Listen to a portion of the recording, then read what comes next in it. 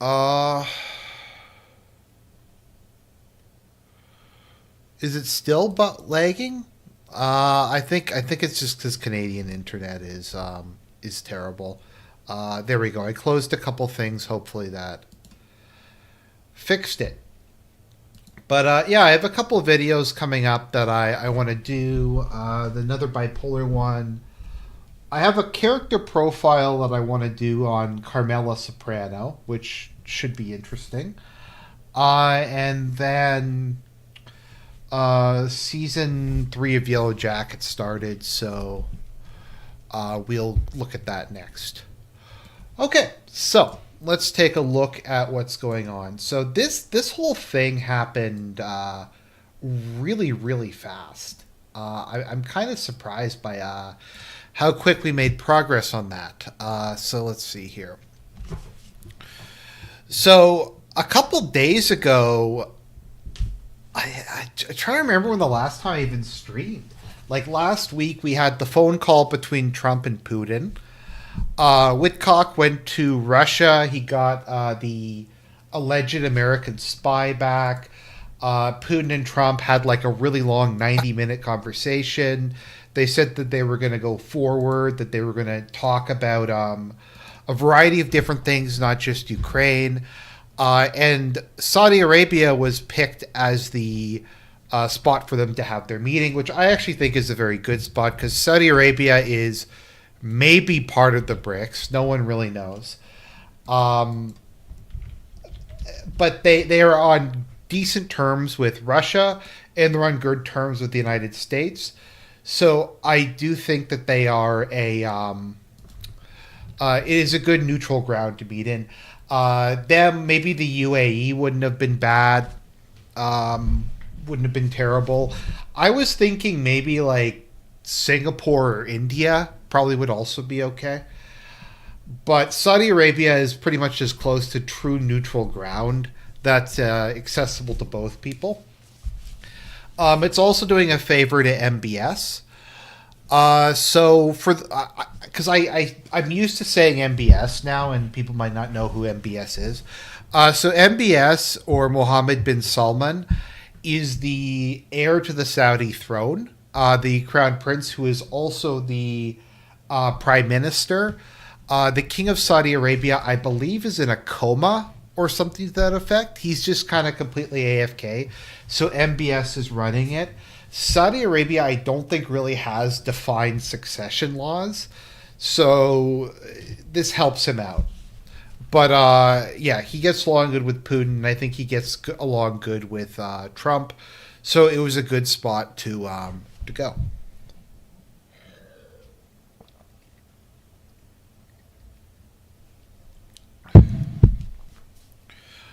Uh, MBS is I think he's kind of a progressive.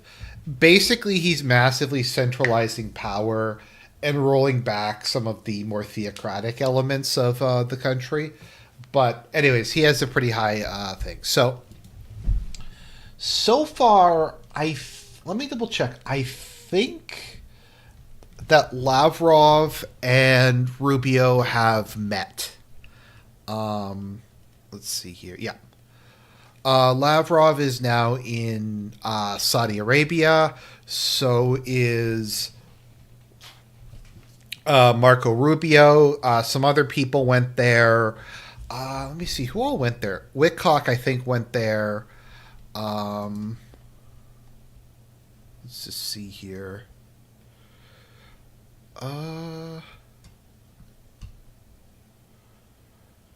Uh, yeah, Michael Waltz went there.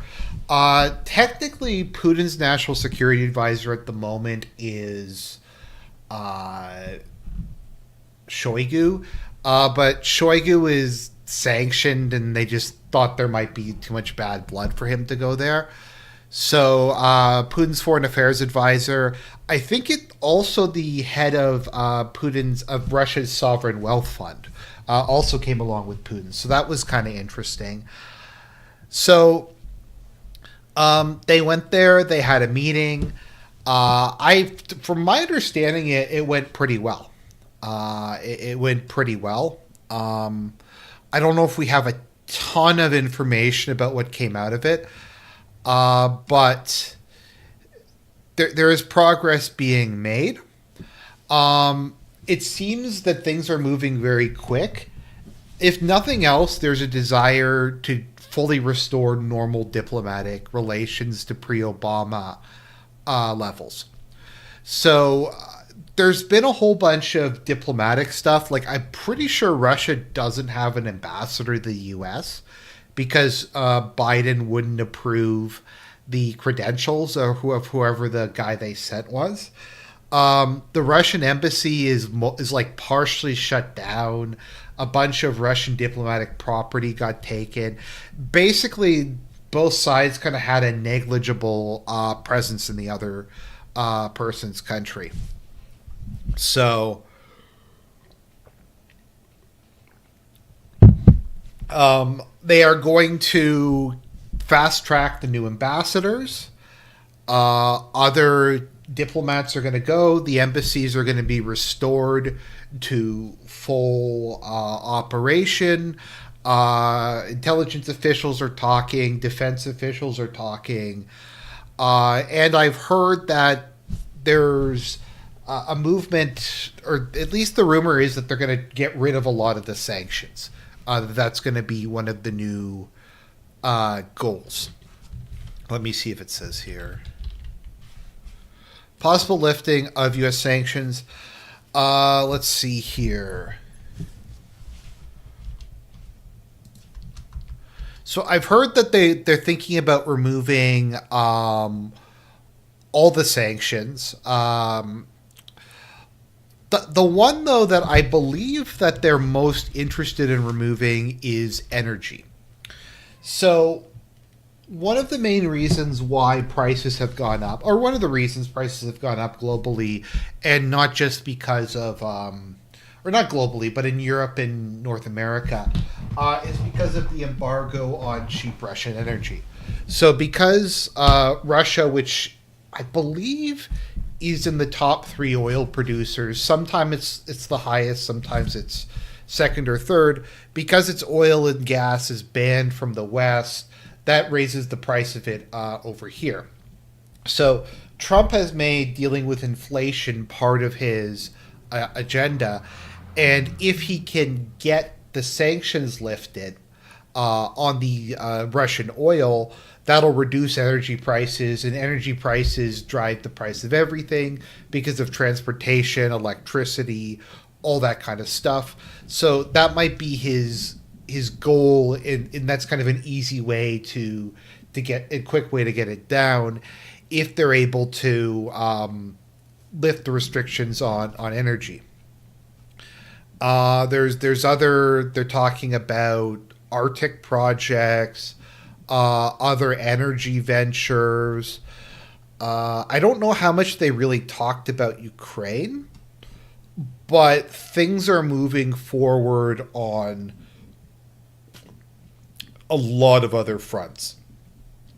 So I think the whole thing is actually going pretty good. More cooperation. There has been a lot of talk about. Let me see if I can find the thing about investment. Here, sorry, Raid. There.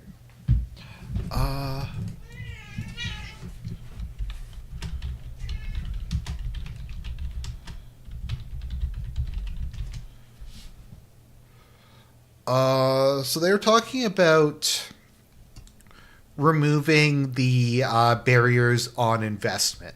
So this would allow Russians to invest in the United States again. This would also allow the United States to invest in Russia again, which is probably the more important one. Trump and Putin have talked about letting Russia back onto the dollar, and tried to give guarantees that they're not going to do it again because there's a fear that the dollar will cease being the reserve currency. So just there's a whole bunch of stuff going on.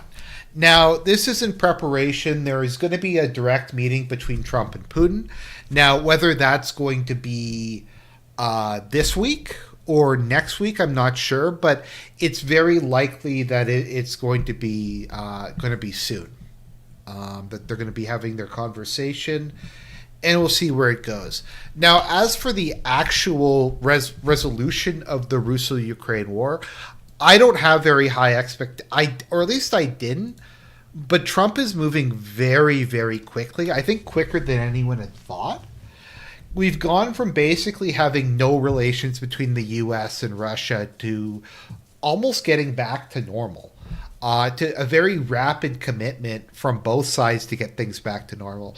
I think what Trump is doing is part of his goal is to sow some dysentery in the ranks of the BRICS, to try to make some deals with India, make some deals with Russia, maybe with China, and just try to. At the moment, the BRICS are kind of just functioning as the League of Evil, or like the Brotherhood of Evil of all of America's enemies. So I think he's trying to break it up a little bit. Now, the Russia-China strategic partnership isn't going anywhere, but if he could go from it being Russia is 100% aligned with China and 0% aligned with America to 80% aligned with China and 20% aligned with America, that is a difference, and it would actually give them some leverage again.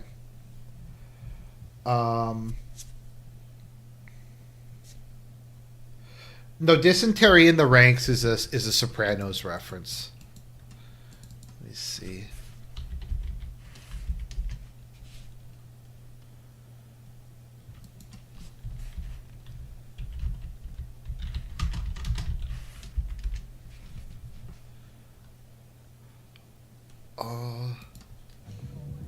There were 15 guys at the dinner when Ralph told that joke. Could be anybody flapping their gums. What I don't get's why. What's the upside of telling Johnny that? Getting go in New York somehow. Loose lips sink ships. First Johnny knows about flipping the property by the Esplanade. Not his shit. How about Patsy? He's had issues. What if Vesuvio's bugged and the fucking feds told? All the feds want is a lot more interesting shit. Okay, I can't find the exact clip, but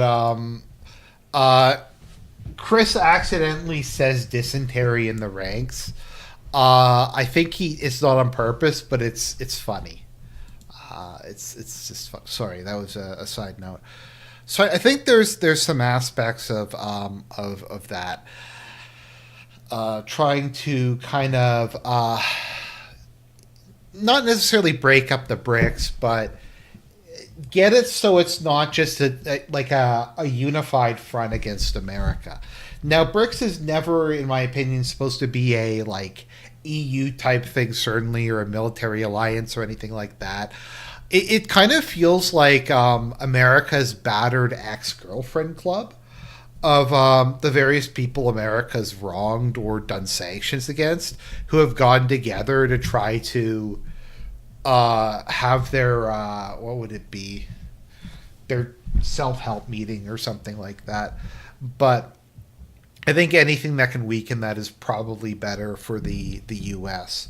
Now, there was something interesting that came out of the Munich Security Conference. The Chinese foreign minister said that he disagreed with how Trump views the world. So there's a lot of subtlety going on with how people view different things.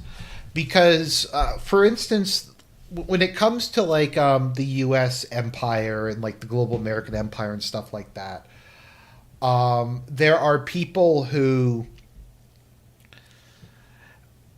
were anti-America because it was paused and it was spreading all kinds of just degenerate stuff around the world. And then there were people who were against America because it's a white country, or they view it as a white Christian country. And for a long time under the Biden administration, there was a lot of alignment between the two groups. Like, for instance, I used to watch this guy, Brian Berletic, who would talk about, like, the NED, and he'd talk about, like, he's the one who turned me on to the NED and a lot of the regime change stuff and a lot of the stuff regarding Ukraine. But he's a, like, third worldist, leftist or whatever, So he talks about the U.S. influence in terms of like white supremacism and neocolonialism and stuff like that. Whereas my issue is more that they were spreading degenerate stuff to countries that were more conservative in nature. So my point is there are sometimes cases where people happen to be on the same side of an issue, but they have completely different motivations. But what my point is that Trump in Rubio and kind of his administration are admitting that the age of unilateralism is over.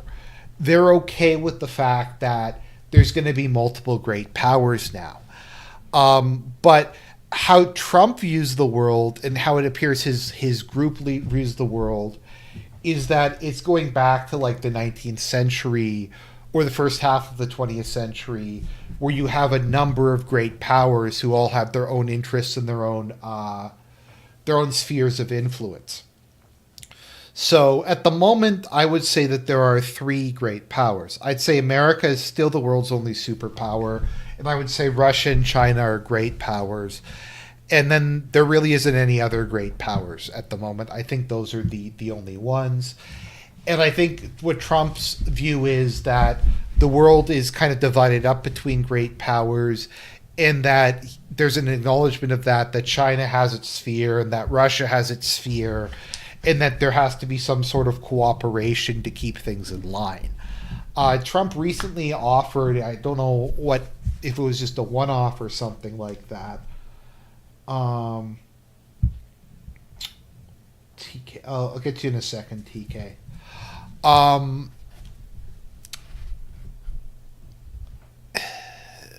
So it superficially on some levels sounds a bit like what some of kind of the third worldist anti-Americans were saying, who hated unipolarism. But it's more wanting kind of a return to what they view as the status quo. So China, in typical China fashion, gave a speech about how we don't want a world dominated by great powers. We want a world where all nations treat each other with respect, and the UN like runs stuff, and there's no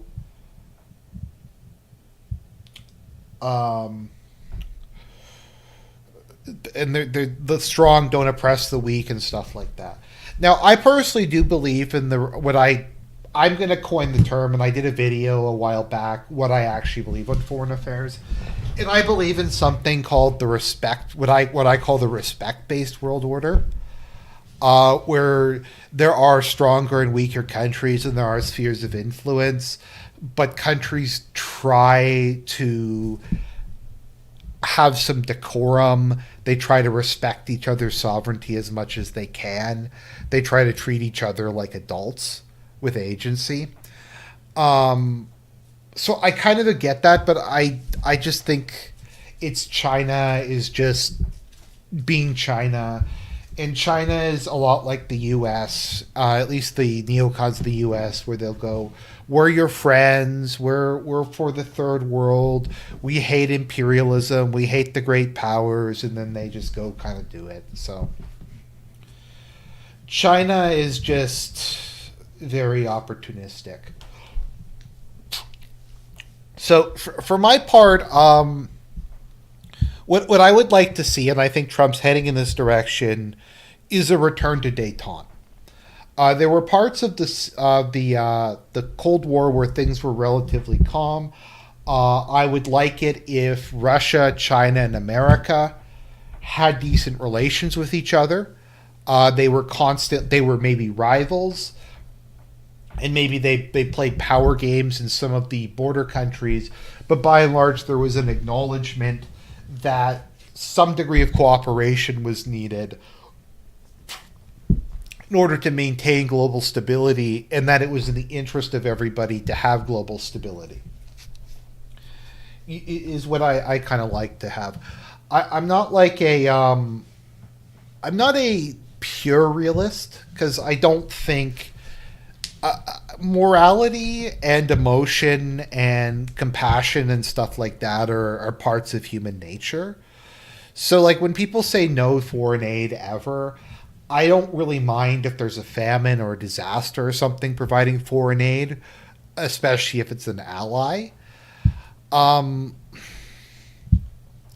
Likewise, I don't think you should, as a country, behave like a total sociopath on the international stage, if for no other reason than people won't trust you and they won't agree with you or anything like that.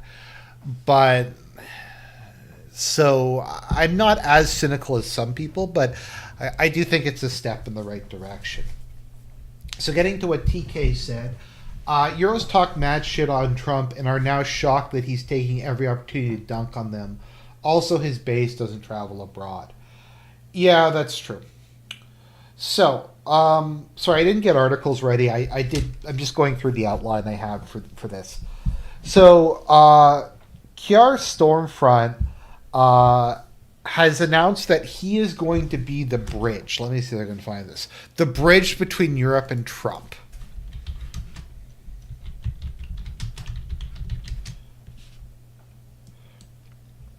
So, Starmer's like, look, me and Trump, we're best buds. We're BFFs. I'm gonna go to Trump and I'm gonna talk to him, and I'm gonna get him to agree to our point of view.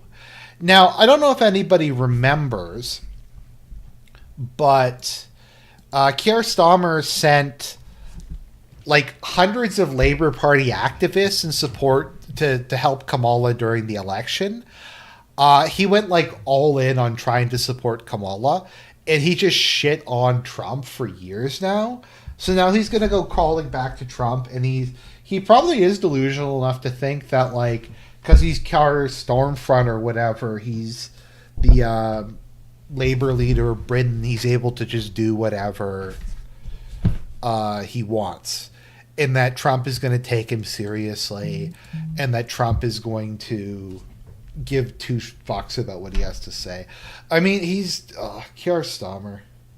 Like, just when you thought you couldn't do worse than Rishi Sunak, at least he's actually English. I mean, I'll give him that. That's something, I guess. All right, so before we get into that, Zelensky was trying to run a gay op. And this is an amazing gay op. So, they're having the meeting in Riyadh. Lavrov and Rubio and a bunch of other guys. It's going well. So, Zelensky asked to be invited. They said no. Both Russia and America said, look, like, Zelensky's a tool. He's probably on coke. He's just going to show up and fuck it up like he always does. Zelensky's not allowed to come. The Europeans are also going to just try to sabotage it and fuck it up, and they aren't serious, so we're just going to have it ourselves. So Zelensky's like plan was he was going to go to the UAE and then try to like basically illegally cross the border from the UAE into Saudi Arabia. Was the plan. I was making hand gestures and Rain jumped up and bit my hand because she thought it was a toy. But yeah, so he went to UAE, and then he said, I want to come to Saudi Arabia. And MBS is like, okay, you can come to Saudi Arabia tomorrow, but we're hosting these other guys today. And Zelensky's like, no, I want to go to Saudi Arabia. And then they're like, no, dude, you can come tomorrow. And he's just like, you know what? Fuck it. I'm not going. I don't want to go to your stinking country anyways. So Zelensky threw a hissy fit and left. He didn't wind up going to Saudi Arabia. I think MBS was pretty pissed off about that. He was just trying to insert himself into it. Keep in mind that Arabs take guest right very seriously.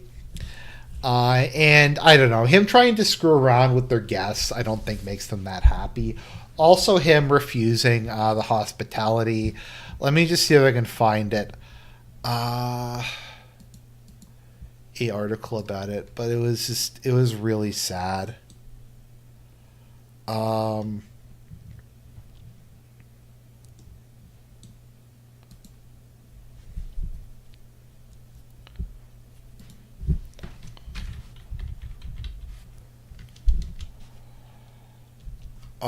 I don't know if it says that there, but yeah, basically that was part of it.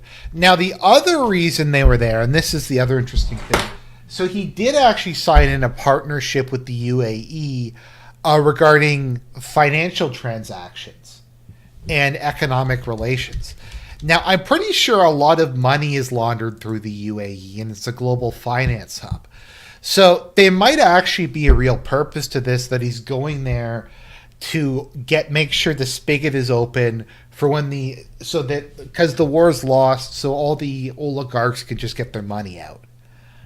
Um, that might be the plan.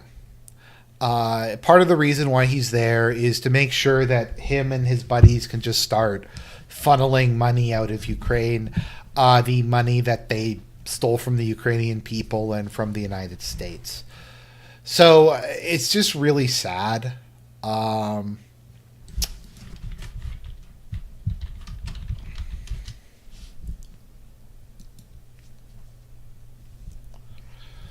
But that was his attempt. I don't know where he's gone now. He's gone to some other random country.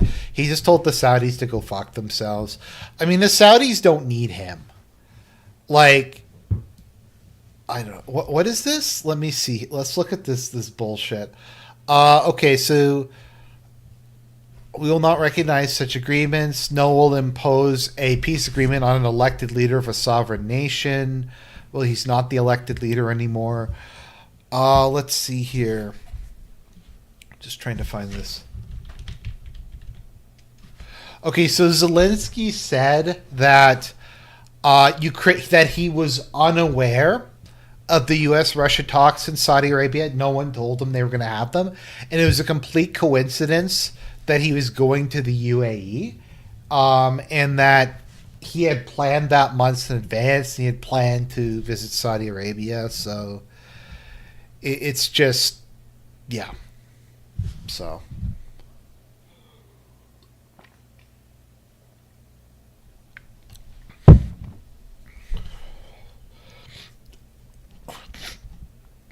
But sorry, going back to what I was saying earlier before I got sidetracked. Yeah, I don't really know what the terms are going to be. If Trump is, because Trump seems very much like he's going to be very conciliatory. So the big sticking point is territorial concessions. Russia has said they will not make territorial concessions. Any peace deal that does not result in the 4 regions plus Crimea being recognized as a legal part of Russia is just not going to happen. So I think they've made some progress. Like, I think they've accepted Ukraine's not going to join NATO. They've accepted some other stuff. The issue now is going to come down to the territory. Also, I don't know if Putin and Russia want to try to grab some more before the conflict's over. Because it would kind of suck for them if the war ended right before the Ukrainian army collapsed, and they could have grabbed maybe Kharkov and another oblast or two. I'm not sure though. We'll have to see how it goes. Let's see. Russia turns to Cuban recruits as it struggles with conscription. Russia doesn't even rely on conscription anymore. So there's also, I believe there was agreement that Ukraine has to hold elections, which is code word for Zelensky has to go. So that happened. So Trump and Vance controlled Zelensky.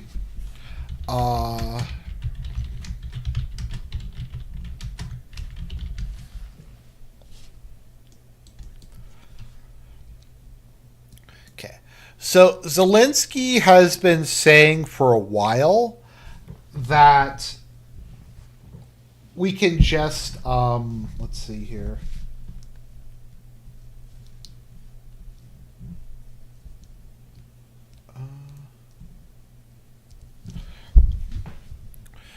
That we can pay for the Western military aid by giving you Ukrainian mineral resources. And he's been saying this constantly, and basically I think it's kind of a bluff that he's not actually going to give the mineral resources, but if he pretends that he's going to give the mineral resources, then that'll guilt Europe into giving him more money. So that did not happen though. So Trump went to Zelensky and gave him Vance went to him, and they gave the deal that he was given, I think, half an hour to an hour to agree to. And they said, this is our final offer. Either you sign this and we'll give you security guarantees, or it's over. Or it's basically over, and you're going to have to accept whatever peace treaty we come up with. Let's see here. So the agreement is like the most like Sauron tier, Versailles, Brest-Litovsk tier thing I've ever seen. So this is the agreement that Trump proposed. Now, I don't think that this was a serious offer. I think this was him calling Zelensky's bluff and basically saying that the amount of resources we would have to take out of Ukraine in order to pay for the stuff that we're giving you would just not be viable. Like, it wouldn't be viable. Ukraine would have to be mortgaged, like, permanently. It would become an economic colony of America. The Ukrainian people would basically have to become enslaved to extract stuff out of the ground. So this was the deal. I don't think this was serious. I think something to keep in mind with Trump is a showman. And a lot of the stuff he does is showmanship, which it's kind of can be sometimes hard to separate.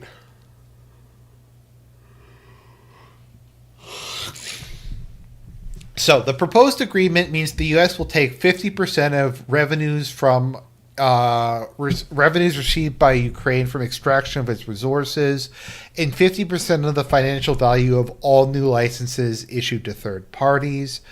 The U.S. will also have the first right for the purchase of all agreements to extract minerals. The U.S. will have exclusive right to establish the methods, selection criteria, terms, and conditions of all future products. Some other things that was American companies, I think, were going to be immune from all prosecution. There's just a huge number of concessions that they were going to have to make. So Zelensky just said no to this. So I think he called the bluff that Zelensky made, and I don't know. It was just it was very brutal terms, but I don't think it was a serious offer. I think it was just Trump saying, "Look, dude, it's over. If you actually wanted to do this, it would not work."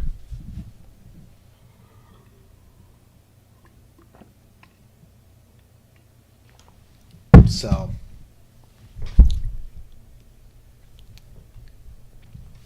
we have that aspect to it. So the thing to keep in mind about the America China meeting, the America Russia meeting, and Orban has made this point a number of times. None of the other parties who would be involved are serious. Like none of them are adults. They're not serious adult countries. And I bring this up once again. What solutions to this conflict has Europe proposed other than just direct war? Other than just getting together a NATO army and fighting Russia and Ukraine, what are the actual solutions that Europe has proposed to this war? It's more sanctions. The sanctions haven't done anything. It's more isolating Russia. It's more screwing themselves over by cutting off energy. I don't can anybody, because I'm willing to be wrong about this. Is there anything other than just deploying an EU army that they have that would actually lead to a conclusion to this conflict? And you can say that Trump is like going over their head and Trump should involve all the other people, but none of the Europeans, the major European countries, have any serious plans to settle this thing. They don't want to settle this thing. They want this thing to go on forever.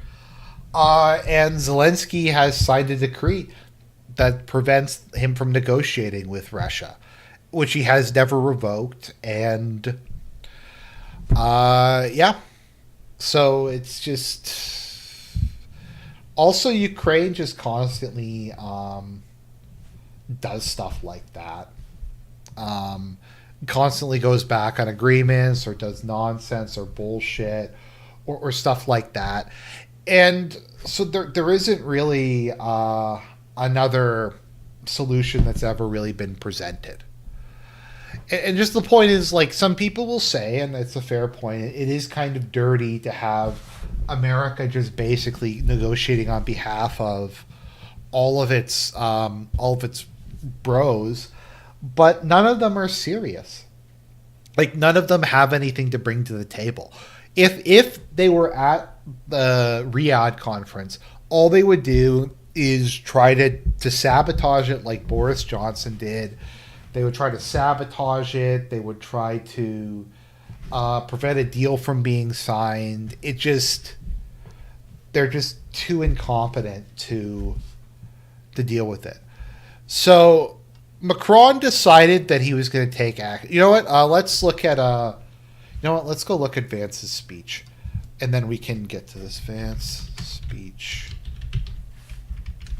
Because Vance basically just felt it like Vance delivered like one of the mother of all feltonings to the EU. So we'll do that, and then we'll get into the gay op that Macron is running. United States, for all of our countries, for all of those who have been fortunate to be rooting for you in the days and weeks. It's not China. It's not any very concerned. I hope that's not the last bit of applause that I get, but we gather at this conference, of course, to discuss security. And normally we mean threats to our external security. I see many great military leaders gathered here today. But while the Trump administration... By the way, this led to a complete and total meltdown. This was like, yeah.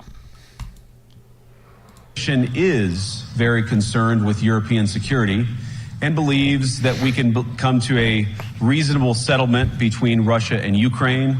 And we also believe that it's important in the coming years for Europe to step up in a big way to provide for its own defense. The threat that I worry the most about vis-a-vis Europe is not Russia, it's not China, it's not any other external actor. And what I worry about is the threat from within. Uh-oh.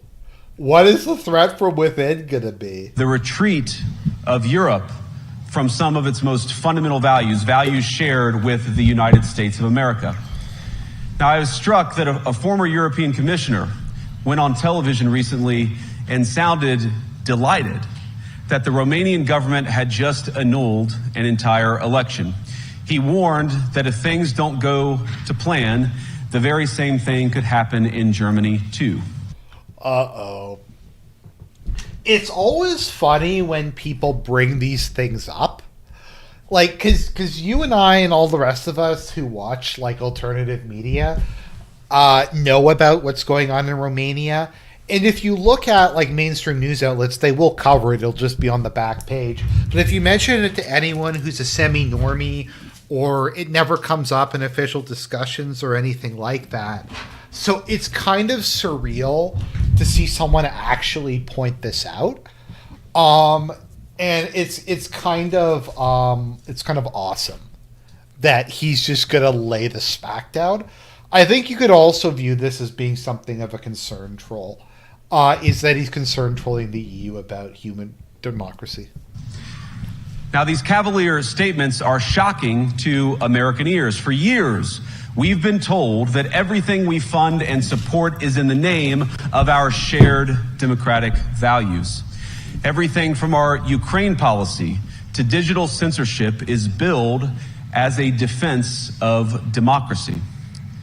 But when we see European courts canceling elections and senior officials threatening to cancel others, we ought to ask whether we're holding ourselves to an appropriately high standard. And I say ourselves because I fundamentally believe that we are on the same team. We must do more than talk about democratic values. We must live them. Now, within living memory of many... Look at the faces. They're just like, it's over. It's never been more over. Vance is just calling them out on all of their bullshit. Of you in this room, the Cold War positioned defenders of democracy against much more tyrannical forces on this continent. And consider the side in that fight that censored dissidents, that closed churches, that canceled elections. Were they the good guys? Certainly not. And thank God they lost the Cold War. They lost because they neither valued nor respected all of the extraordinary blessings of liberty. The freedom to surprise, to make mistakes, to invent, to build. As it turns out, you can't mandate innovation or creativity, just as you can't force people what to think, what to feel, or what to believe. And we believe those things are certainly connected. And unfortunately, when I look at Europe today, it's sometimes not so clear what happened to some of the Cold War's winners. Oh, this is body blow. You know what? I don't care. In this household, Vance is a hero. I'm on Team Vance now. End of story. I don't care if he married an Indian woman or he said some shady stuff in the past. I'm on Team Vance. I look to Brussels, where EU commissars warn citizens that him, Rubio have been rock solid. Rubio's been like the best Secretary of State since Kissinger. Rubio has done an amazing job so far. It's not so clear what happened to some of the Cold War's winners. I look to Brussels, where EU commissars warn citizens that they intend to shut down social media during times of civil unrest the moment they spot what they've judged to be, quote, hateful content. Or to this very country, where police have carried out raids against citizens suspected of posting anti-feminist comments online as part of, quote, combating misogyny on the internet, a day of action. I look to Sweden. It's so surreal that someone's actually pointing this nonsense out. Like, all this shit just happens, and you and I talk about it, and everybody says, like, we're crazy or we're unhinged or something for saying these things are going on. But, yeah. Where 2 weeks ago, the government convicted a Christian activist for participating in Koran burnings that resulted in his friend's murder. And as the judge in his case chillingly noted, Sweden's laws to supposedly protect free expression do not, in fact, grant, and I'm quoting, a free pass to do or say anything without risking offending the group that holds that belief. And perhaps most concerningly, I look to our very dear friends, the United Kingdom, where the backslide away from conscience rights has placed the basic liberties of religious Britons in particular in the crosshairs. A little over 2 years ago, the British government charged Adam Smith Connor, a 51-year-old physiotherapist and an Army veteran, with the heinous crime of standing 50 meters from an abortion clinic and silently praying for 3 minutes. Not obstructing anyone, not interacting with anyone, just silently praying on his own. And after British law enforcement spotted him and demanded to know what he was praying for, Adam replied simply, it was on behalf of the unborn son he and his former girlfriend had aborted years before. Now, the officers were not moved.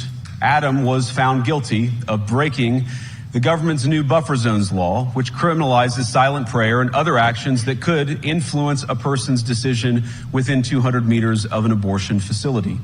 What kind of gay shit is that? You can't even pray your pray quietly during an abortion facility. So we're not even like bombing abortion clinics. We're not even physically preventing. We're not even yelling at women. The dude's not allowed to silently pray near it. That's just how abortion is a sacrament to these people. I think you guys have to understand it, because there are people in these circles who, for pragmatic or practical reasons, will support it. They'll say it's a way of keeping the underclasses in check. They'll point out like, oh, we have the like 0.1% of cases where it's rape or incest or whatever. You have to keep in mind the people who are pro-abortion, most of them don't think that way. They don't think of it as a necessary evil. They don't think of it as something that has to be pragmatically applied. I'm pro-life, obviously, myself, but it is a sacrament in their religion. It is a religious expression for them. It's just fucked. Like how obsessed they are with it. He was sentenced to pay thousands of pounds in legal costs to the prosecution. Now, I wish I could say that this was a fluke, a one-off crazy example of a badly written law being enacted against a single person. But no, this last October, just a few months ago, the Scottish government began distributing letters to citizens whose houses lay within so-called safe access zones, warning them that even private prayer within their own homes may amount to breaking the law. What? I had heard a bit about this. I didn't realize that was a thing. Holy shit! The UK somehow succeeds in constantly reaching new lows. You aren't allowed to pray in your own house. Like, I don't even know if communist China goes like that far. Or though they do, because actually they do. With the Uyghurs, they have like, okay, we can get into that some other time. But that is a level of just like totalitarianism that I can't even. So just a side note, sorry if I'm getting on my soapbox. My general belief is sometimes it is necessary to override freedom and whatever you consider to be human rights for the greater good. I think that the default, though, has to be for freedom. And like, because there are things I think should be banned or censored, but I think generally speaking, the default should be towards liberty. And the degree to which these people are just fucked. Like, I don't know what to say. Naturally, the government urged readers to report any fellow citizen suspected guilty of thought crime. In Britain and across Europe, free speech, I fear, is in retreat. By the way, so this speech caused a total meltdown. It caused a total and absolute meltdown. I want people to guess. Okay, press 1 if you think that they rebutted Vance's points with facts and logic, and said that it said that Vance was wrong and that these things didn't actually happen and that he was exaggerating, and they provided evidence for it. Press 2 if they just screamed and called him a fascist and didn't actually rebut any of the stuff that he said during this speech. An ocean of 2s. TK said, I was pro-choice until I talked to a pro-abortion person in detail. Scary experience. Feels like you're talking to a demon through a medium. Yeah, it does. It's disturbing. It is. And in the interest of comedy, my friends, but also in the interest of truth, I will admit that sometimes the loudest voices for censorship have come not from within Europe, but from within my own country, where the prior administration threatened and bullied social media companies to censor so-called misinformation. Misinformation like, for example, the idea that coronavirus had likely leaked from a laboratory in China. Our own government encouraged private companies to silence people who dared to utter what turned out to be an obvious truth. So I come here today not just with an observation, but with an offer. And just as the Biden administration seemed desperate to silence people for speaking their minds, so the Trump administration will do precisely the opposite, and I hope that we can work together on that. In Washington, there is a new sheriff in town, and under Donald Trump's leadership, we may disagree with your views, but we will fight to defend your right to offer it in the public square, agree or disagree.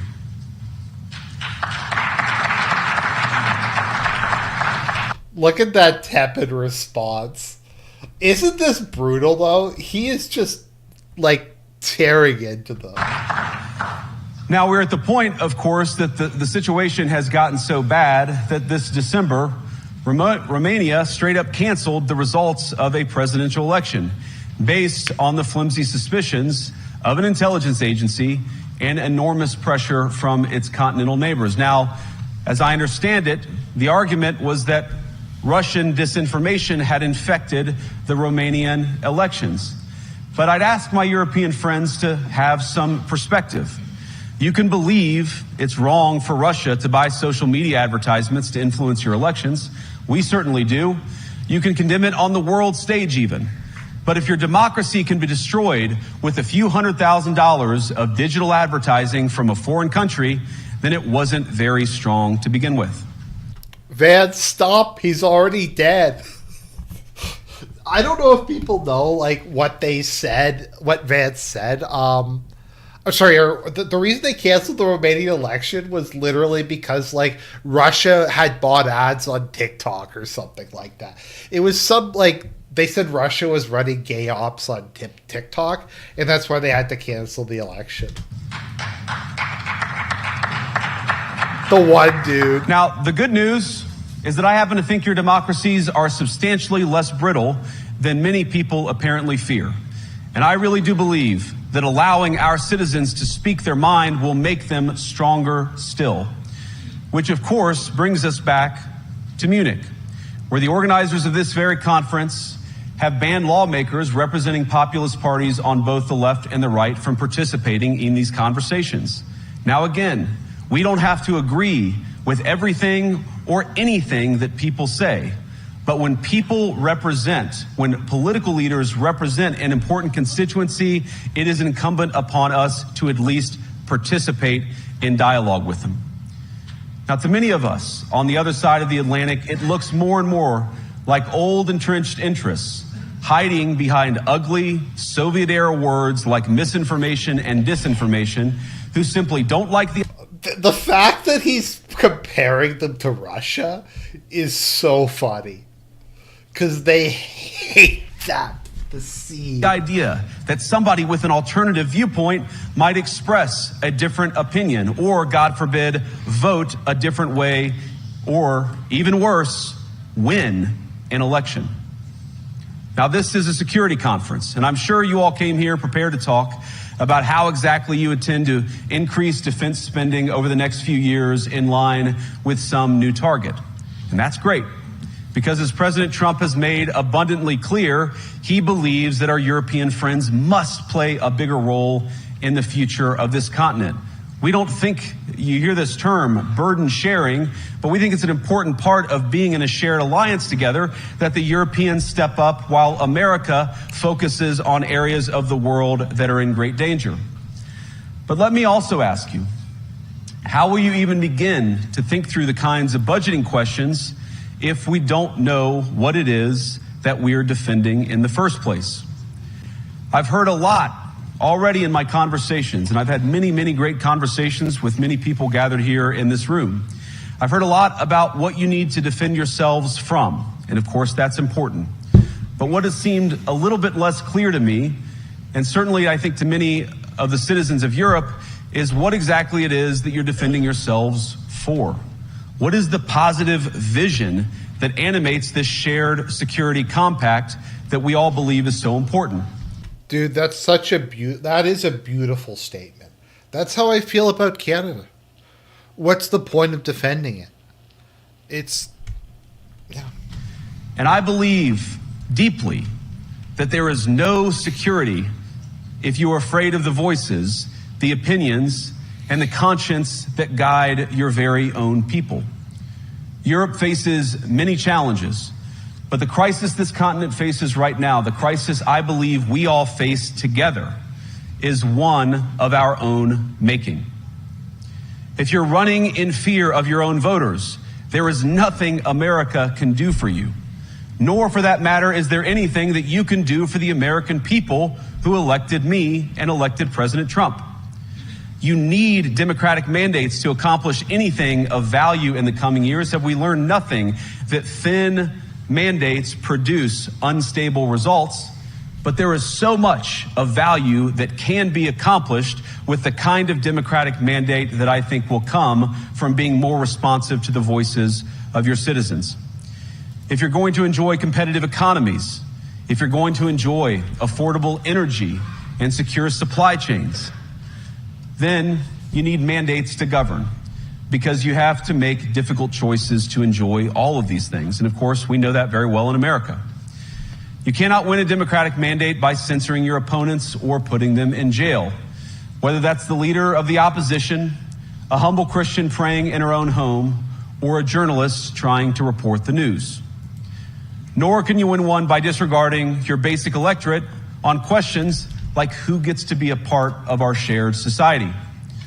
And of all the pressing challenges that the nations represented here face, I believe there is nothing more urgent than mass migration. Today, Vance is touching the immigration question. almost 1 in 5 people living in this country moved here from abroad. That is, of course, an all-time high.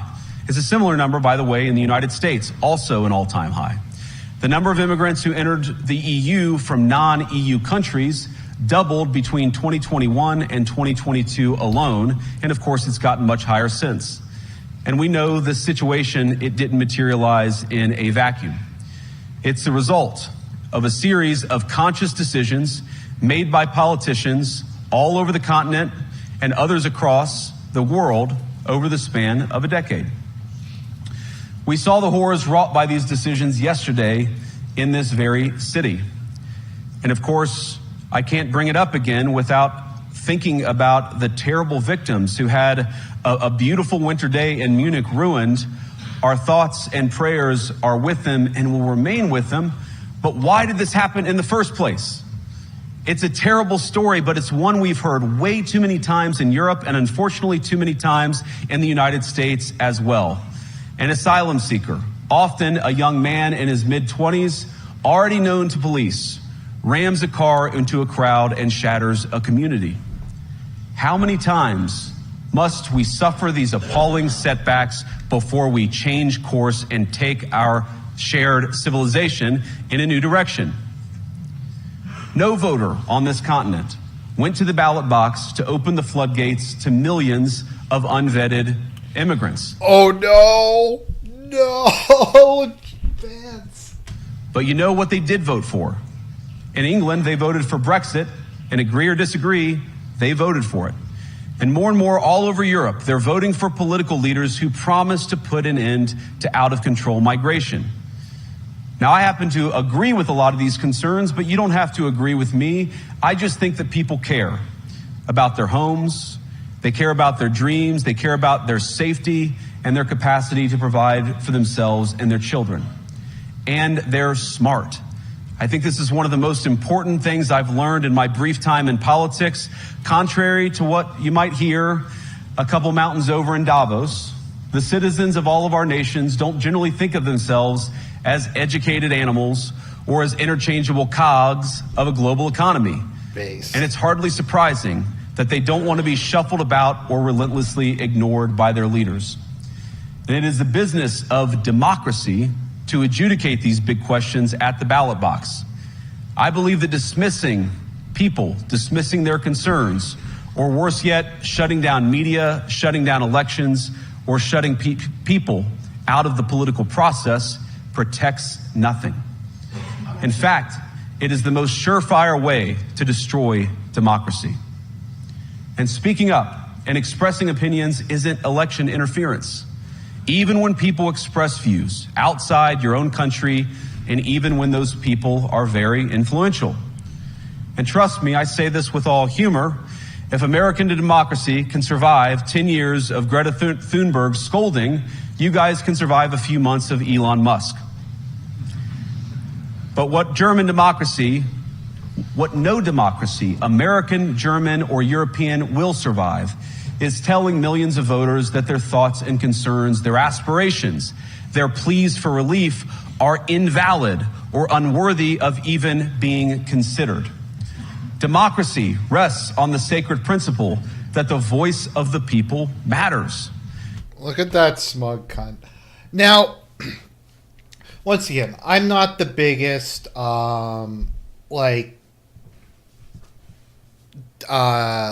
democracy person, but I think even just from a concern troll standpoint, this is pretty good.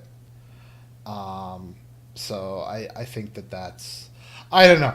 I think this is once again a massive step in the right direction. I'm done kind of being blackpilled. This is such a massive improvement that I'll take it. Now, as for Vance's wife, honestly, I think so. From what people tell me, Vance is not a good-looking guy. Especially, he used to be a lot fatter, and a lot of the probably white women at Harvard were out of his, or Yale or wherever it was he went, were out of his league. Also, can you imagine what women in the law program at white women in a law program at a Ivy League college are like? I can't even imagine. So he probably just like, look, I can do better. I can get a substantially more attractive Indian woman than the type of white woman I could get, who's not a complete bitch. So that's probably what happened. I'm not defending it. I'm just saying that's likely what it was. So this led to a complete and total meltdown in Europe. There was much crying and gnashing of teeth, but Macron was going to do something. Macron was going to assemble the Avengers again. Now, he's tried this multiple times. It's always been a massive shit show, and this time it was no exception. Francis Macron's like, look, emergency on Sector 7, shut it down, the Goyim no.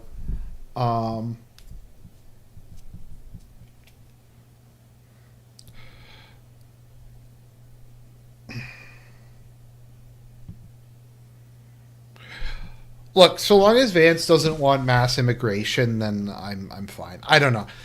Once again, I think some people are too cynical. It's kind of funny because I posted a troll comment on Twitter that I'm stand with the ANC in South Africa because the only reason that Trump is criticizing South Africa is because they're suing Israel in the ICJ, and that we should condemn the Boers for being tools of Zionism. I think some people took it seriously, but that's what I've seen. So Macron decided that he was going to assemble the Avengers. So he got all the big leaders of Europe to go to Paris to have a talk as to what's going to go on. Let's see here. To try to figure out how to deal with America. So they're going to have their side meeting. So they're getting a whole bunch of people there. They're getting Schultz, once again the Avengers, the collection of losers, Donald Tusk, Mark Rutte, Giorgia Meloni, Ursula von der Leyen, and Antonio Costa from the EU. So they're all they came together, and they are going to try to come up with a plan. So the plan was, once again, to put an EU army together and to send the EU army into Ukraine to try to stop Russia.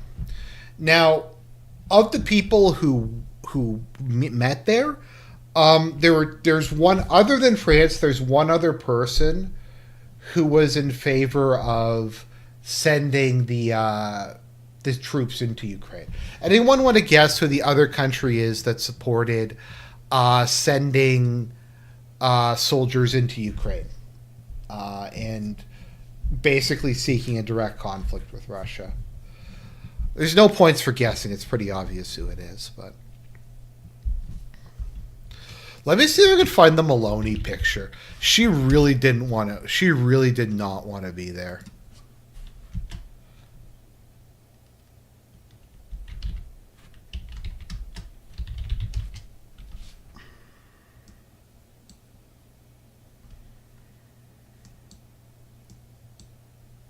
Yeah, the UK. Look, like, she really did not want to be there. Wow. That's the worst I've ever seen her look. But I mean, can you blame her? Like, to be around Keir Starmer, Olaf Scholz. Like, if I had to be around these F-slurs, then, like, honestly, I would probably look like that too. I'm not going to lie. Oh, no, that's from 2022.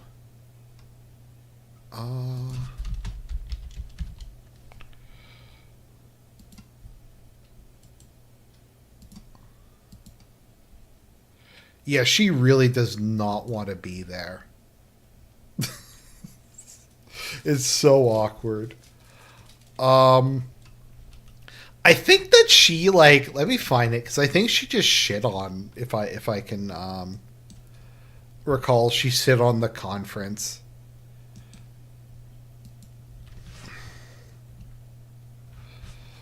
So Maloney called the meeting anti-Trump, and she said it was bullshit. And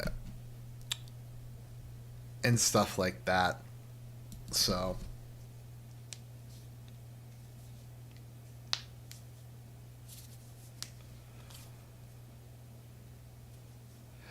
everybody else, I think, was against it. I think Macron and Starmer were the only people who thought that it was a good idea.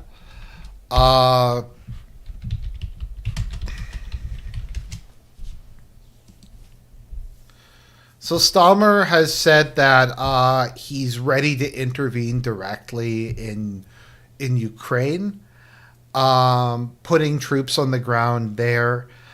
UK. Okay, so this was former head of the military. UK's military to run down to lead Ukraine peace mission. So we'll look at that in a second. So he said we're on board with sending troops to Ukraine to fight Putin. I'm trying to find what else he said. It was something like,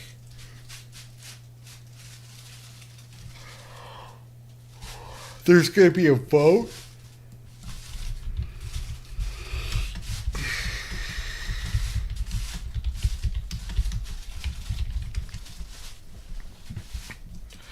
Okay, so the British MPs want to vote on sending troops to Ukraine. So if they have it, it'll be interesting to see who actually votes for this. If Labour is that psychotic that they're going to vote for this madness or not. So yeah, they're like, yeah, let's vote for war with Russia. That's a great idea. So this is the kind of army that they want to put together. This is the kind of army that the UK wants to send. Let's see here. The UK military is so run down it could not lead any future peacekeeping missions in Ukraine, the former head of the army has said. Lord Donat told the BBC that up to 40,000 UK troops would be needed for such a mission, and we just haven't got that number available. What do you mean? Like, some of these, like, conflicts, I think some of the battles are more than 40,000 people. Like, let me see here. Battle of... That is the big plan. We're going to send 40,000 dudes to to Ukraine, and that's going to be enough to stop like the 1,000,000-man strong Russian army. Let's see here. A force of up to 100,000 troops is part of a long-term peacekeeping effort should Russia's war with Ukraine end. Like 100,000 is okay.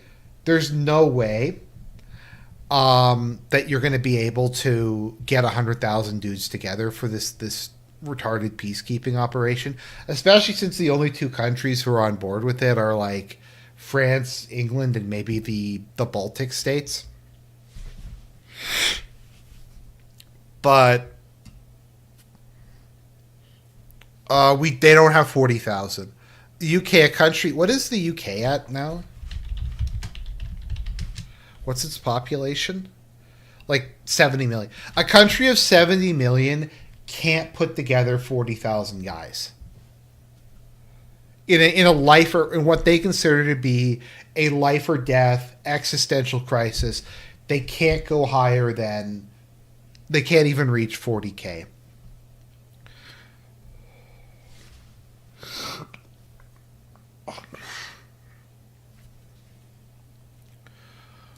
Let's see here.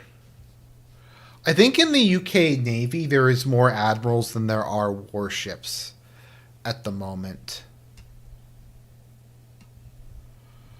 So I think the UK... Okay, let's see here. UK Tank Division. There is, I think, one tank division. I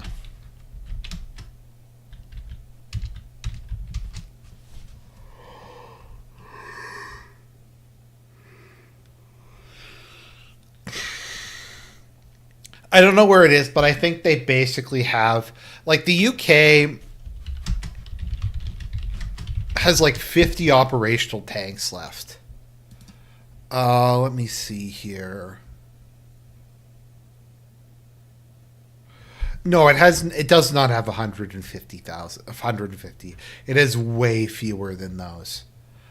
Operational, I think it's like 50. It's some like absurdly low number of. Yeah, here we go. According to the Daily Mail, the UK has 40 tanks that are combat ready.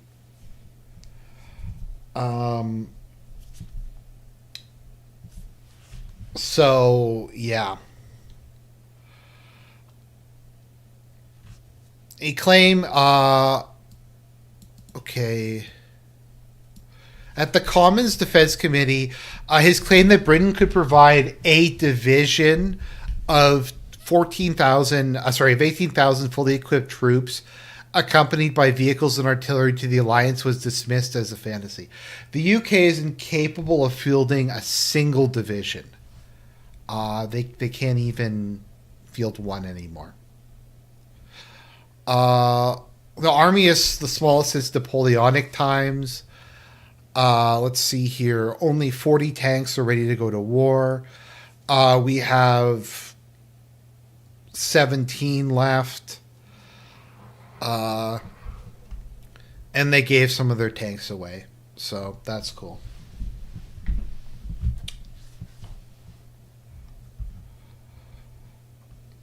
It's great, but like, so that is the UK army. Just a side note. So the Baltic states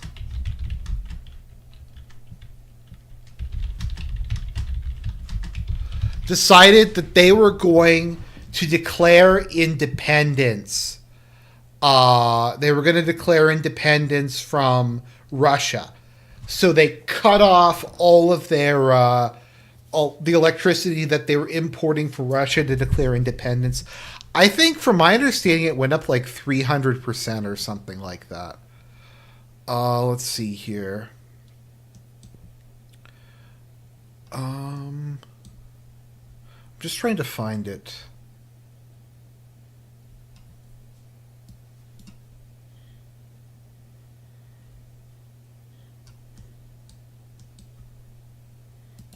So yeah, so they cut all of their cheap energy imports from Russia. Let's see here. I think it was literally like a 300%. Okay, this is Kaya Kallis. Russia can no longer. Okay, this is will permanently disconnect from Russia's power grid tomorrow. Russia can no longer use energy as a tool of blackmail. This is a victory for freedom and European unity. So I think it's literally like tripling of electrical prices. I'm just trying to see where it is. Baltic states, triple.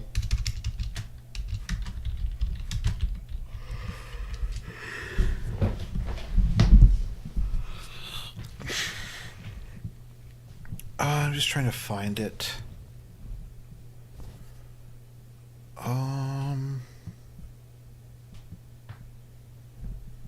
Yeah, it's over 100%. I don't know. I've seen a couple different numbers. I've seen between 1 and 300%.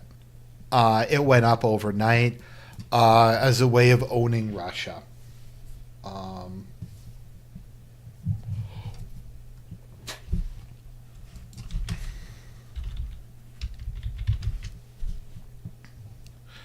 I think it was something like that.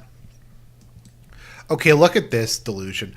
Pro-Russian disinformation links rising energy prices in Baltic to disconnection from Russian grid. I mean, that's... How could they be related? How could them cutting off their main supplier of electricity raise prices? Like, this is really desperate. Let's see here. Oh, no, it is. Okay, here we go. It went up by like around 300 to 400% overnight. That was the plan, to stick it to Russia. In the middle of the winter. Let me see. How cold is it in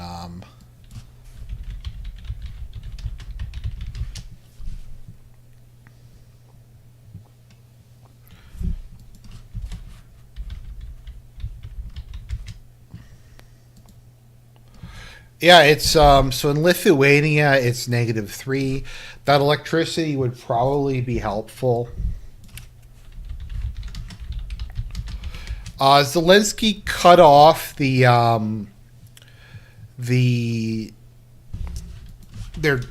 gas from Europe. From Russia at the beginning of the year. So Europe is going to switch over to burning oil for heat. I've never heard of such a thing. I don't know what. I don't know. Maybe other people have heard of burning oil as like your main fuel source. I know in Canada it's always natural gas. It seems bizarre to me. But that's how much they fucked it up. So, but these guys are gonna get, like, Macron and Starmer and all these guys are gonna get the Avengers to assemble. They're gonna go in and fight Russia. It's just so lame. These guys are jokes. They have no idea what the fuck they're doing. They're just massive tools.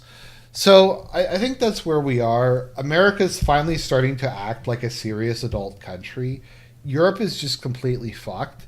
They got utterly felted by no, not oil power plants. I meant oil for heating, for home heating.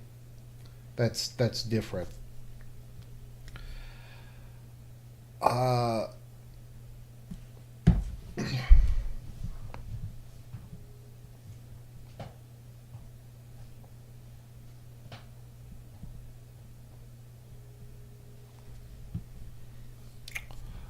But yeah, and Europe's just fucked. They keep just doing stupid shit that makes the situation exponentially worse for them. So I think that covers everything I wanted to cover. We kept it under an hour and a half this time, so that's something. Anyways, guys, God bless. I'm tired. We'll talk to you all again real soon.